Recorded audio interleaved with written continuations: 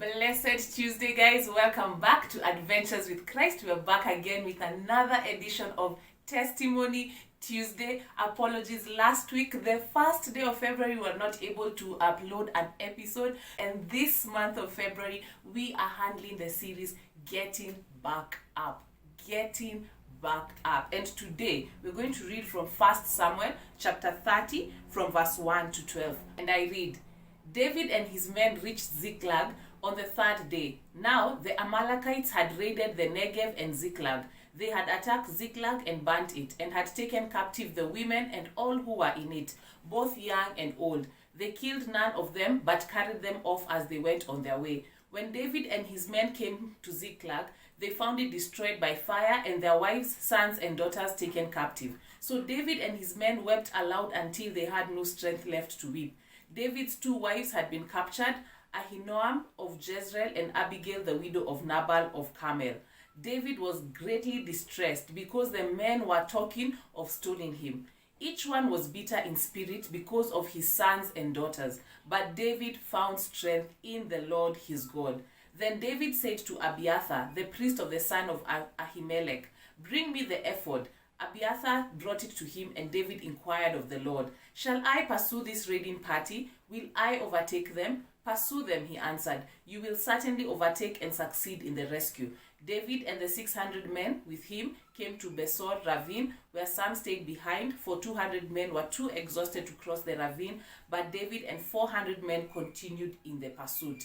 So here we see David, the chapter before, if you can read chapter 29, David had served with the Philistines. He was faithful, he had done a good job, but it reached a point some of the Philistine commanders said, "Hey, you were part of Saul's army, so we don't think we trust you enough to go with you in battle against the Israelites. You might go there and turn your back on us. So we want you just to go back to your place, go back to your people, don't serve with us anymore." So he had been faithful to the Philistines for a whole year, over 1 year, and he had been approved by them, but then they told him, "We don't trust you enough, go back." So he goes back home, having been a faithful person, having done the right things, having wanted to set up a certain life for him and his soldiers, but then he was told, "Go back home." So when he goes back home, what does he find? He finds that his land had been plundered, his wives, the children of the area had been taken away, and he got so distraught. So imagine David, a few days before, he had this vision for his life, this vision for his soldiers to serve under the Philistine army. And in verse 29, in chapter 29, 1 Samuel, there's a place he said, "But I have done everything pleasing to you Philistines. I want to go into battle with you." There's a certain plan that he had for his life and his soldiers, but they told him, "No, go back home." And then on going back home, on top of now being disappointed by the Philistines, he goes back home and he finds everything of his has been plundered. Imagine the distraught, the anger, the bitterness. That's why they say they wept so loudly until they had no strength. Imagine crying and crying until you have no strength.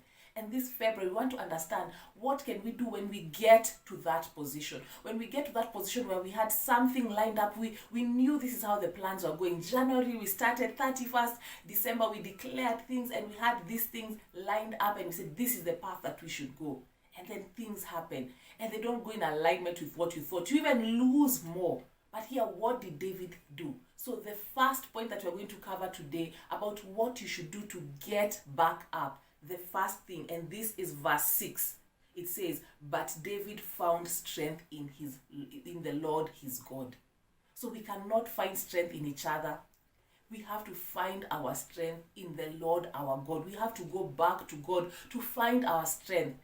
I'm telling you, it is easy to complain. It is easy to be bitter. I was reading a quote the other day about misery loves company. And for sure, we'd want to find strength in each other and just be miserable and say, "Oh, this thing hasn't gone out as planned. I wanted this. But David didn't do that. His men are even plotting to kill him. But he went back to God and said, I find strength in you." And then the next thing he did, and that is in finding strength in God, he inquired of God. He said, "God, this is how we've been living. God, should I pursue that the same path again? Should I pursue to get the things that I have lost?" And the Lord told him, "Go, you will find success." So when things don't go as planned, when you go and you find out some of the things that have happened are not in alignment with what you thought the year would be, do you go back to God and say, "God, this is where I am. I have wept a lot. I am feeling so distraught. But should I pursue this path or should I pursue that path? So the first aspect of getting back up, brothers and sisters, that we should do is seek God's direction. Go back to God and seek his direction. You see, if David would have gone back to his men, they would have just been angry. They're just complaining there together, not knowing what to do, being so tired and feeling unworthy to go after the plunder. But David didn't do that. He sought the Lord. He sought the Lord and he asked God, what shall I do? And the Lord directed him. And later on in the chapter, when you read through, he actually succeeded. They got back everything plus more in abundance.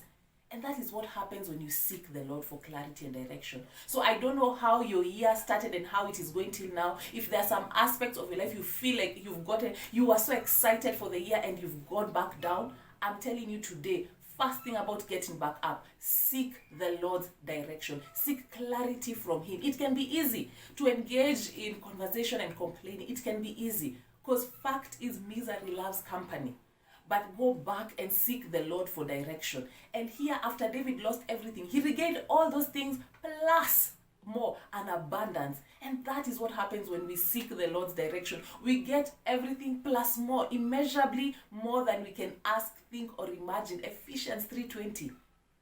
When we are aligned to God's will and purpose, when we go back to him to seek his direction, we get immeasurably more than we can think. Maybe our thought is David's thought was just to return exactly what was taken. But God did immeasurably more than he could think or imagine. He gave them that plus everything that belonged to them. He gave them that and in abundance. So this Testimony Tuesday, if you're in that position that you thought the year started in a certain way and you have been brought down, there's a lot of bitterness, anger, you have wept and wept and wept and said, God, why? Why after we have served faithfully, after we have been true? And if you are there, please find strength in the Lord. Go back to the Lord. Be honest and ask him. Ask him for direction. Ask him for clarity. Ask him for the path that you should take. And when you obey, when you follow his instructions, not our thoughts, not our ideologies, but his instructions, the fact of the matter is God is not a man that he should lie, nor a son of man that he changes his mind. He is true to his word. So be blessed this Testimony Tuesday, guys. Remember, we can get back up. Find your strength in the Lord. I leave with this verse. But David found strength in the Lord his God. Declare that over your life. But Ruth found strength in the Lord her God. But put your name, found strength in the Lord their God. And declare that over your life, over that situation. Find strength in the Lord. Be blessed. Have a great day ahead. Remember, Jesus loves each and every one of you. Bye.